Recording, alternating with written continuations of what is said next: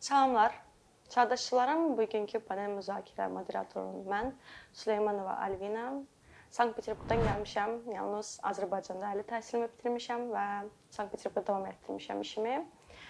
Puşkinska muzeyində işləmişəm və hal-hazırda Azərbaycanda Modern Trinity layihəsinin rəhbəriyəm və bugünkü mövzumuz muzey və muzey kolleksiyalarıdır.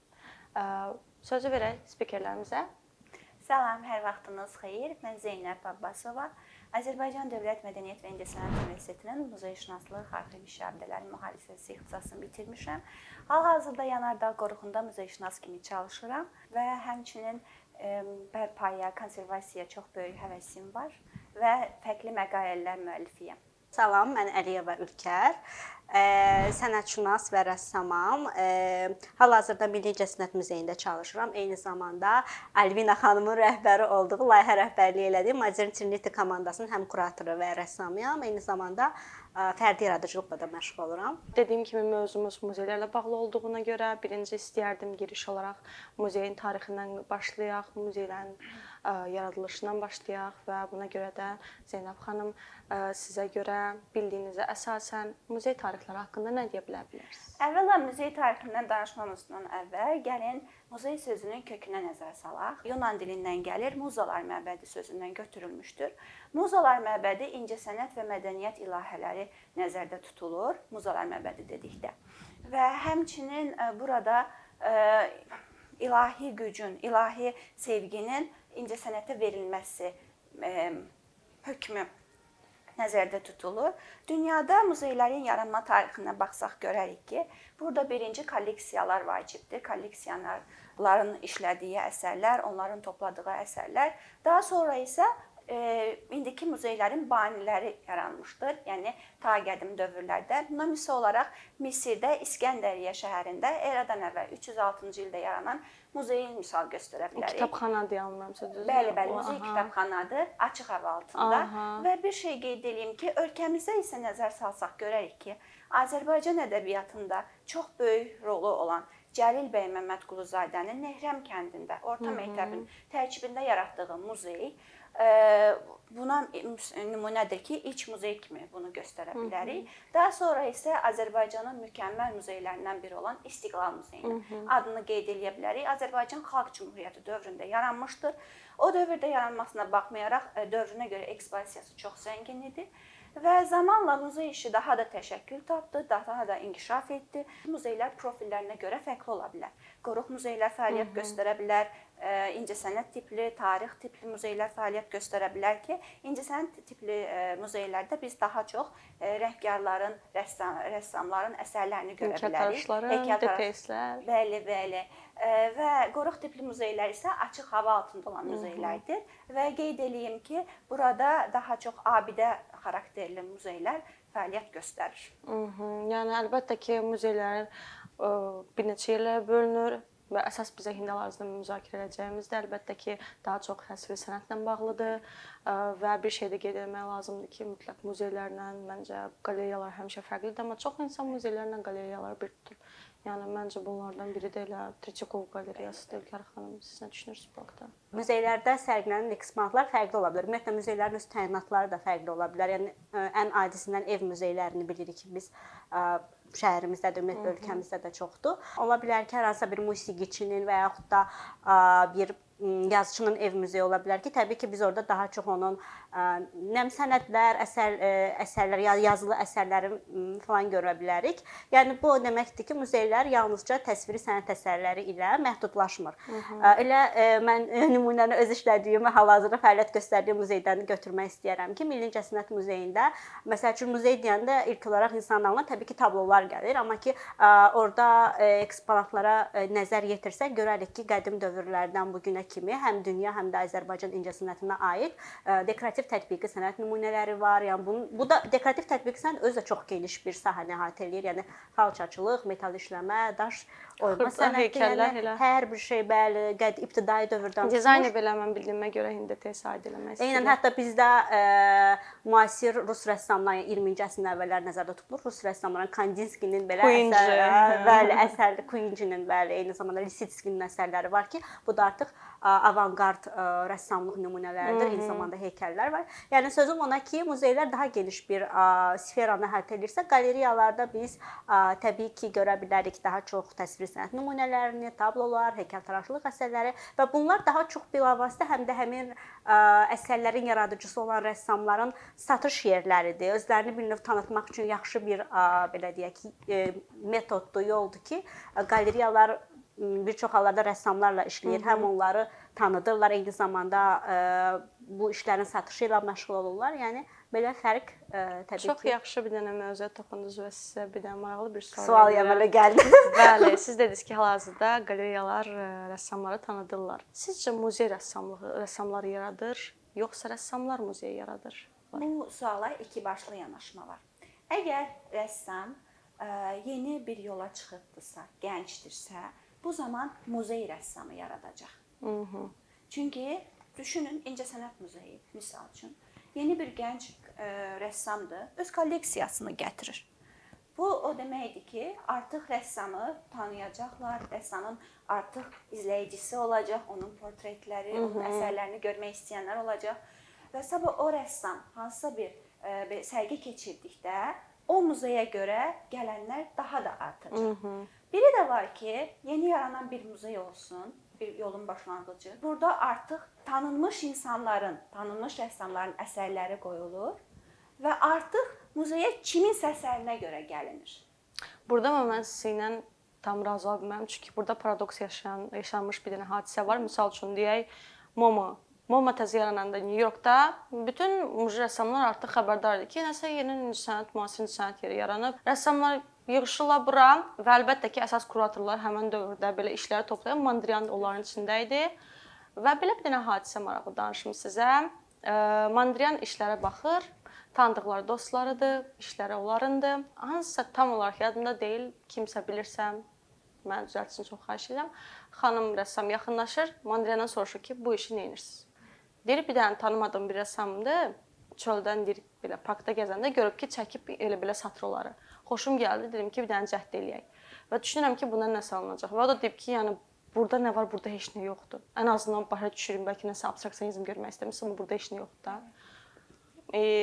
Bir müddət sonra o Mondrian bəyəndiyinə görə orada gəzənləri də bəyəndirilib o işlər, o iş özünə cəlb eləyib və hal-hazırda biz o rəssamı hamımız yaxşı tanıyırıq. O rəssam da Jackson Pollockdur. Ki Mondrian vaxtında ona deməsəydi ki, hə, maraqlı bir iş var, məncə də bu olmazdı. Və burada görürsünüz paradoks yaranır ki, indi bir düzdür, bir tərəfdən var ki, Mondrian onu təşkil edib, Mondrian tanınmış deyənə, amma yeni rəssam tanınmış deyildi və təzə bir muzey, təzə bir rəssamı yaratmış oldu. Təəssüf ki, mənim hal-hazırda bizdə təşkil olunan bəzi sərgilərdə, hətta qaleriyaları götürək, indi muzeylər biraz daha böyük anlayışda, tam ora gedə bilmirəm, çünki bizdə muzeylərdə daha çox korifey sənətkarların əsərləri sərgilənir. Yəni adlı sanlı bildiyimiz muzeylərimizdə də.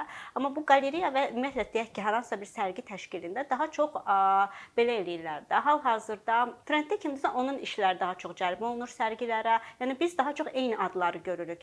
Bu demək deyil ki, onları necəsə qabağa veririk. Okey, onların da sənəti yaxşıdır və onları görmək xoşdur sərgidə. İndi tam olaraq ad xatırlamıram, ad da demək istəmirəm əslində. Amma ki, mən özüm şəxsən sərgilərə gedəndə eyni adları görürəm də. Yəni altdakı etiketdə eyni rəssam adlardır, gənc də olsalar.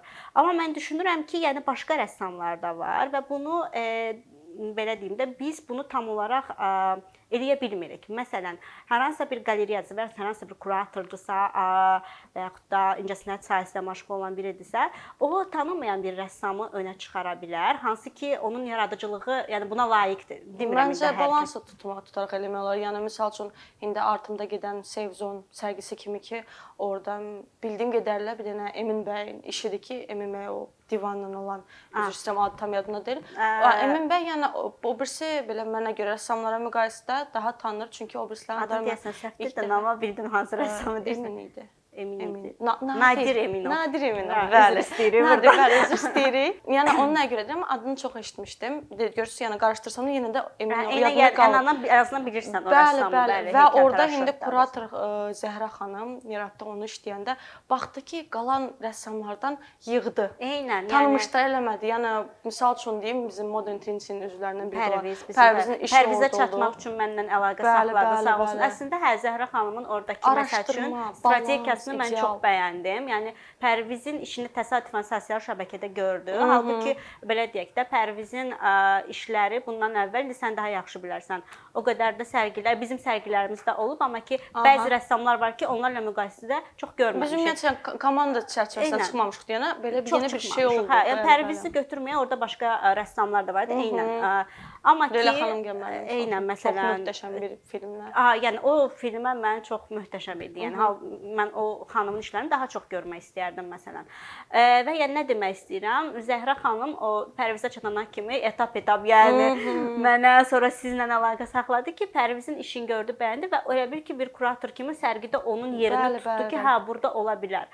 Və bu əlbəttə ki, Zəhra üçün də plus oldu, kurator kimi özünü göstərə bildi. Bu Pərviz üçün plus oldu. O hətta bizim hal-hazırda təşkil olunan yarmarkalarımızda da onun o imunlu o işin, məhz o işin üzr istəyirəm, stikerlərinə gəlib baxırlar ki, axıb gedən günlərimiz. Mən bunu artımda görmüşəm içəri şəhərdə. Eynən. Və eyni zamanda həmin sərgini təşkil edən yer üçün də mənə elə gəlir ki, bir düzgün strategiya oldu ki, yəni tanınmayan rəssamları yığdı və artıq deyirlər ki, hə, məsələn mənim sərgim artımda olub. Artımın adı çəkilir artıq. Bəzi muzeylər var ki, indi misal üçün deyim, Rus muzeyində onunla rastlaşmışam. Ermitajda çünki yığırlar Leonardo da Vinci-ni, elə onun ardıca Rafael gəlir, sразу Titsan gəlir, ən tanınmış da yığıla bir yerə, az tanınmışlara sanki az iş yığıla bir ekspozisiya ilə daha göstərirlər. Mən belə bir situasiyayla rastlaşmışdım. Elə bir Smolensk muzeyində, İncəsənət muzeyində və belə bizim İncəsənət muzeyində bir yaxına daxil olanda belə deyim, Makovski olsun, Şişkin olsun, Ayvazovski olsun, bunlar hamısı sadəcə ard-arda elə zallardaydılar, amma bunların əsas maraqlı mövzusu var idi ki, Şişkin buradaydısa, yanlarında başqa tanımadığım rəssamlar da var idi. Səni zala cəlb eləyən, məsəl üçün oradakı Şişkindir, Ayvazovskidirsə, artıq sən zala gələndə baxırsan ki, burada başqa bir rəssamlar var. Bu kimdir? İstər-istəməz, yəni sənət sevər insanı o hərəkətə gətirir ki, onu da öyrənsin. Aha, yəni bildiyimiz kimi xanımlardan biri Stuart Gardner olub, orada da maraqlı bir mövzular olub və qəşəng qalmaqal, muzeyləri tanınmış eləyən mövzular əlbəttə qalmaqallardır və bu qalmaqal mövzusuna qayıtmamışdan qabaq mən biraz biz əsas qoymaqdan danışdıq, founderlikdən danışdıq. Zeynəb xanım, sizə müraciət etmək istəyirəm. Siz muzeyşünasınız. Muzeyşünaslığın əsasları nədir? Yəni nədən ibarətdir muzeyşünaslıq ixtisası? Mənim fikrimcə bir muzeyşünas kimi qeyd edim ki, ən vacib struktur mühafizədir. Muzey əşyalarını, eksponatları düzgün mühafizə etmək lazımdır ki, o bizim gələcək nəsillərimizə düzgün şəkildə çatsın. Burada sözsüz ki, konservasiya və bərpanın da rolu çox vacibdir. Lakin bərpa demişkən bir şey qeyd edeyim. Bərpada vacib xüsusiyyəti nədir?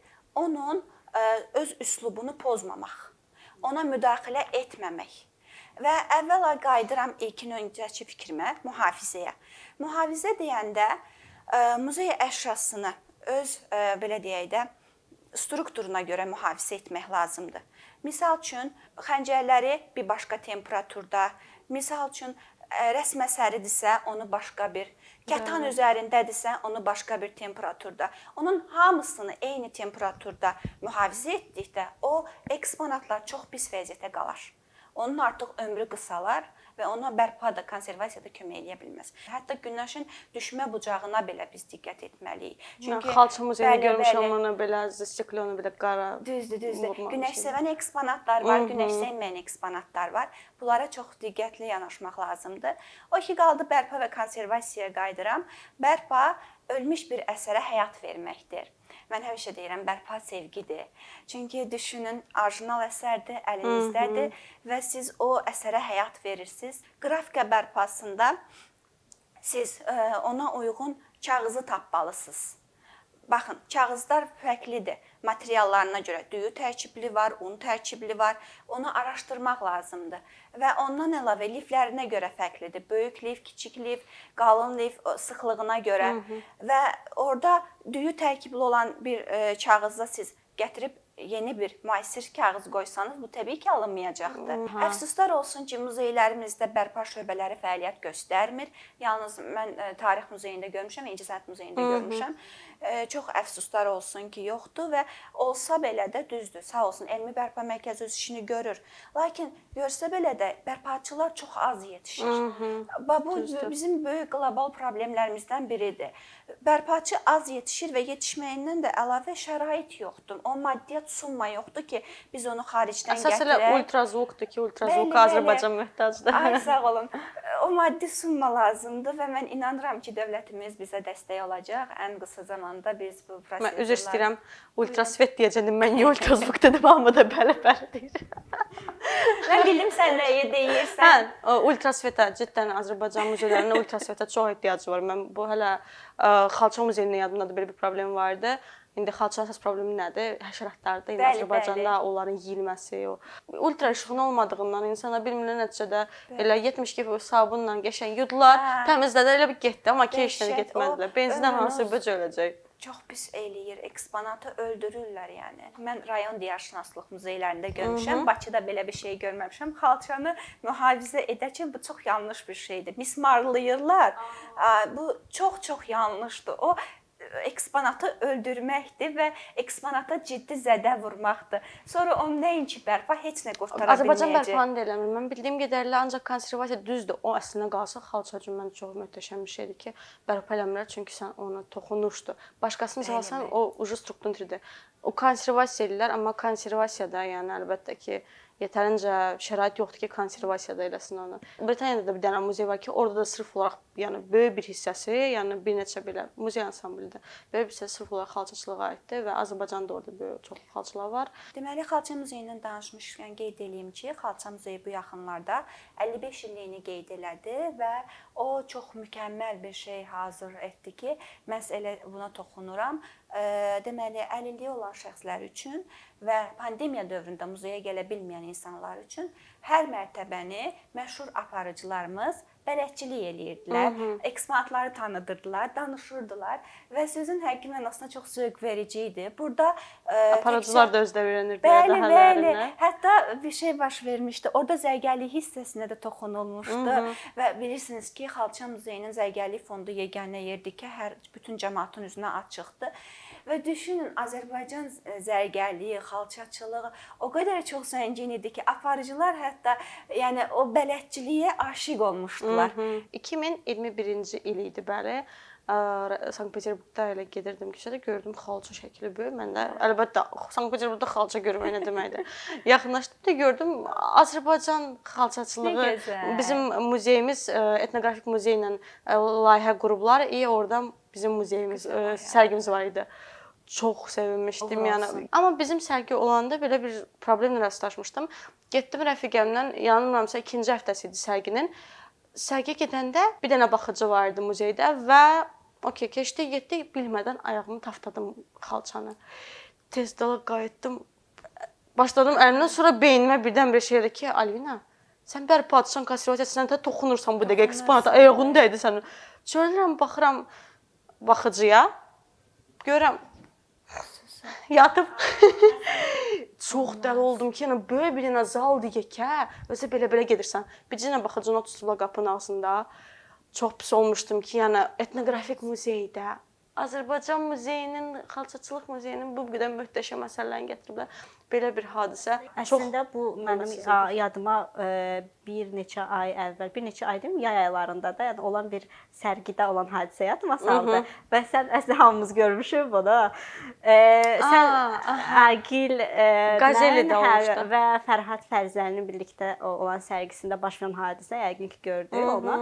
Əslində burada da qalmaqallı məsələlərə gedib çıxacaq. Yəqin ki yol özü apardı bizə. Təsəvvür elə ki, bir sərgi təşkil olunur. İki rəssam öz hisslərindən gələn belə biraz poetik necə, yəni bir əsər əsərlərini qoyub ortaya. Jackson Pollock-luq elədilər.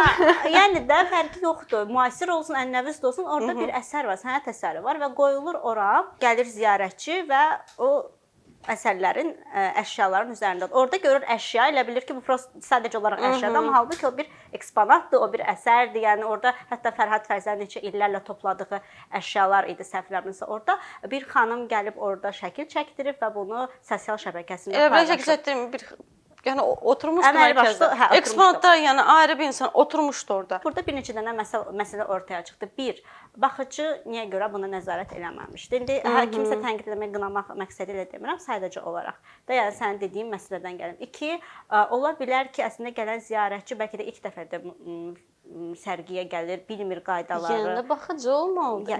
Yenə də bax gördün həminki məsələyə gəldi. Yəni burada əslində ziyarətçini nə qədər qınaya bilərik? Sizcə mühafizənin Azərbaycanda inkişaf dövrünə vaxtdan başlayıb, yəni bizdə mühafizə necədir? Elədiyiniz müşahidə nə deyə bilərsiniz müşahidəniz haqqında? Əvvəla qeyd edeyim ki, günümüzdə mühafizə mövzusuna toxunsaq görərik ki, burada texnologiyanın rolu sözsüz ki, əvəzsizdir.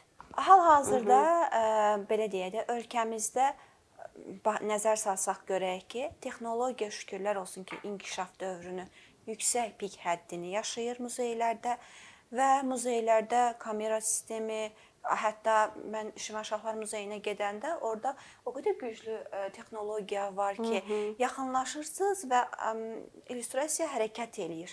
Maketdə deyə sözdəyir. Bəli, maketdə, ay sağ olun. Və girirsiniz Quran-Kərim olan otağa, orada artıq yenidən texnologiyanın inkişafı və Quran-Kərimin yazısı göstərilir bildiyiniz. O məni çox heyran edir. Düşünürəm ki, bu mühafizənin ən böyük və ən gözəl yol almış variantıdır. Və yaxud ki, mən öz muzeyimizdən misal göstərə bilərəm. Bizdə də kamera şəraitidir. Halbuki muzey baxıcılarda mövcuddur və nəsə olan kimi mühafizəmizi də çağırırıq. Yəni artıq belə deyək də pozuntu baş verərsə, kobudluq etmirik. Mühafizəmizi çağırırıq. Və o ki, qaldı mühafizənin analizinə. Mühafizə üçün birinci bina yaxşı təsis olunmalıdır. Bina düzgün şəkildə. Binadan sonra isə orada ambarda su qovşaqları, o istilik təchizatları, o hissələr yaxşı olmalıdır ki, sızma baş verməsin. Çünki sızma baş versə, Allah razı olsun, eksponata birbaşa ziyan olacaqdır. Yanğınlardakı. Bəli, yanğınlar elə ona gələcək. Dəhşət, yəni bunlara çox diqqət etmək lazımdır. Və bundan sonra isə gəlir, məsəl üçün Louvre-da Mona Lisa X şüası ilə bildiyim qədərilə qorunur və ondan əlavə də orada başqa mövzudur.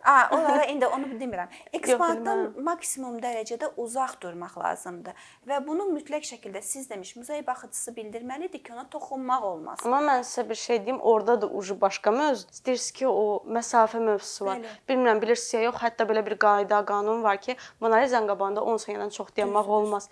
Bu o ilə bağlıdır ki, oğlandan sonra çox araşdırılıb o.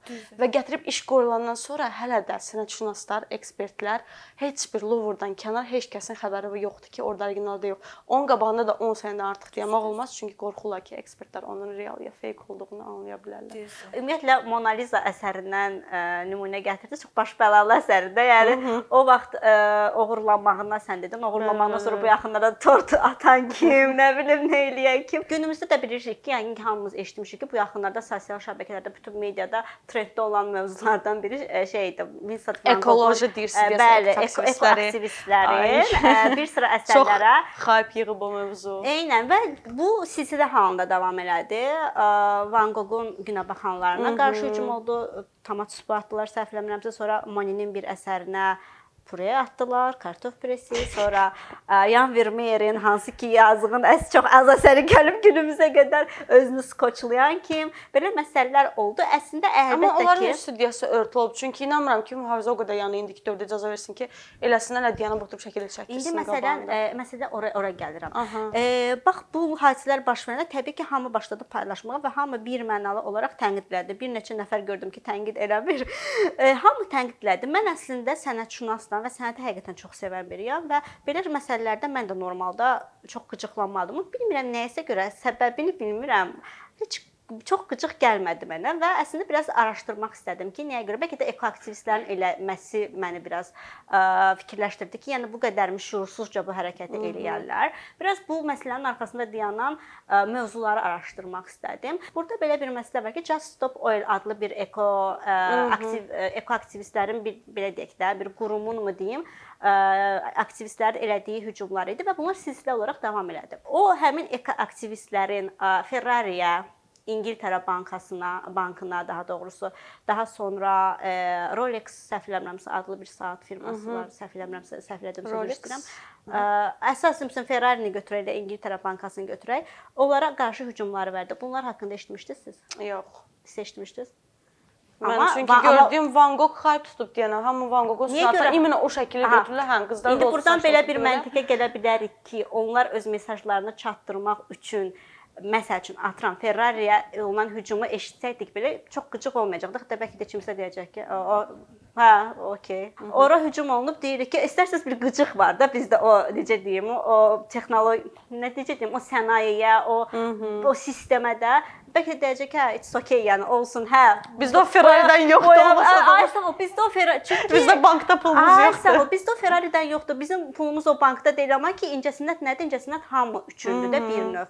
Van Gogh-u biz tanısaq da, tanımasaq da, bəlkə də mən məsəl üçün şəxsən Van Gogh-un Günəbaxanlarını ancaq kataloqda görmüşəm. Gedib onu canlı izləmək qisməti olmayıb. Amma Van Gogh mənim üçün əzizdir. Və Hollandada gəlib çıxdı. İndi o paylaşanların sosial şəbəkədə hamı paylaşır deyə bunlar neynirlər, bunlar vandadlar. Onların hamısı mı eyni dərəcədə Van Gogh-u, Claude Monet-ni sevir? Eyni dərəcədə mi yaxındır? Yox, əslində bəziləri hətta haya-küyə gedib paylaşır ki, qoy mən də paylaşım da. Yəni mən sənətşünas olub heç paylaşmamışdım açığa. Eynən gündəmi tutmaq məsələsi var da. Yəni burada belə bir şey var. Hətta daha sonra o aktivistlərdən biri xanım hansı ki tomat-supunu atmışdı Van Gogh-un əsərinə. O belə bir video paylaşmışdı ki, bu hadisələrdən sonra. Təbii ki, yenə də mən məsələnin arxasını bilə bilmərəm. Mən sadəcə kənardan izləyiciyəm və subyektiv fikrimi bildirirəm.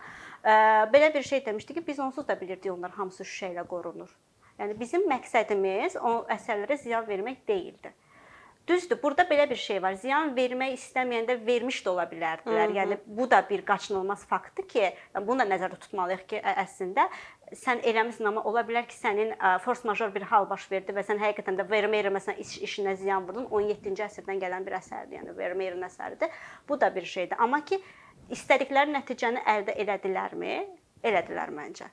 Yəni burada belə bir mesaj da əslində ötürürlər. Onların dediyi sözü deyirəm ki, hətta orada qız məncə onlar çoxları prosta barbar kimi istəyirlər. Çoxumuz elə elədi. Amma yenə də barbar kimi görünürlər. Bu hadisəni başlasaydılar İngiltərə bankını boya atmaqla bu qədər səs-küyə səbəb olmayacaqdı. Onlar başladılar Van Gogh-la. Çox səs-küy səbəb oldu və davam elədilər. Hə, zəbt elədilər, dedilər, hamı dedi ki, bunlar neynir? Başladı hamı ən azından baxdı ki, ümumiyyətlə Just Stop Oil nədir? Ümumiyyətlə oil nədir? Biz niyə görə bunu eləməməliyik? Ekologiya nədir? Ən azından biraz araşdırdıq. Bəlkə də məsələn mən belə şəxsən əvvəl fikirsiz idimsə bu barədə artıq düşünməyə başladım ki, yəni hansı daha önəmlidir? Sənətmi? Mən sənəti çox sevən insan, mən o sualı özümə verdim ki, yəni ekologiya mı daha önəmlidir, sənət mi? İndi yəqin ki, hamımız cavab verərik ki, ekologiya, təbiət. Çünki belə bir hətta ifadə var, insanla təbiət müharibə halındadır. İnsan qazansa, insan məğlub olacaq. Belə bir ifadə var. Həqiqətən də biz o situasiyadayıq bu dəqiqə. İndi yəni yenə də deyirəm, burada mən bir qədər subyektiv, vari fikrimi bildirdim. Təbii ki, yenə də sırf hələ də qarşılaşıram insanlar ki, bunu vandalizm adlanır. Onlar da qınayıram, yəni deyə bilmərəm. Çünki həqiqətən də bizə çox əziz olan incəsənət ümumiyyətlə hamıya əzizdir də. Xüsusilə də Van Gogh-un adını çəkirik, nə bilim, Vermeerin adını çəkirik, Monet-in adını çəkirik, dünya şöhrətli rəssamlardır. Amma ki, onlar öz məqsədinə çatıb, məncə bir qədər çatıblar. O Van Gogh-a dəymişkən elə onu da deyək ki, bizim ən birinci sualımıza qayıda bilərik ki, Van Gogh-da elə şəxsən Van Gogh-un qardaşı uşaqları Van Gogh-u da tanımış eldi onun qalereyası sayəsində və biz tamaşaçılarımızdan da xahiş edə bilərik ki, İstəyirsə siz də cavabınızı yazın. Sizcə rəssamlar muzey yaradırlar, yoxsa muzeylər rəssamlar? Maraqlı sualdır. Və çox sağ olun ki, bizi izlədiniz.